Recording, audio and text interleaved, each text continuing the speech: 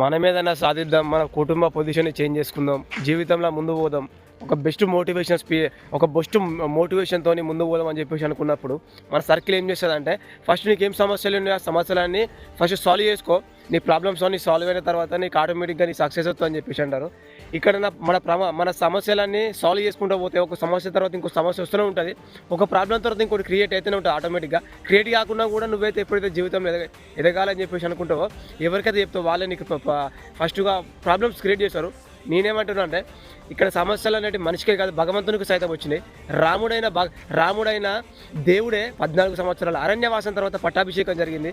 కృష్ణుడు అటువంటోడే కురుక్షేత్ర యుద్ధాన్ని ఒంటి చేతితో నడిపించిన కృష్ణుడు అటువంటోడే జైల్లో పుట్టి పెరిగిండు. అటువంటి కృష్ణుడు చనిపోయిన రోజుల వారం రోజులు మన శరీరం దొరకక పురుగులు పట్టింది. అటువంటి కృష్ణుడికే కష్టాలు తప్పలేదు, అటువంటి రామునికే కష్టాలు తప్పలేదు.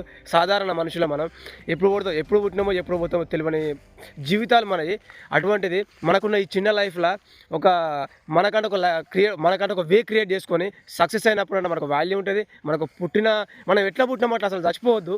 అందుకే నేను ఏమంటున్నా అంటే, మన ఫ్యామిలీ పొజిషన్ చేంజ్ చేసుకోవాలంటే నీ సర్కిల్ చేంజ్ చేసుకో ఫస్ట్.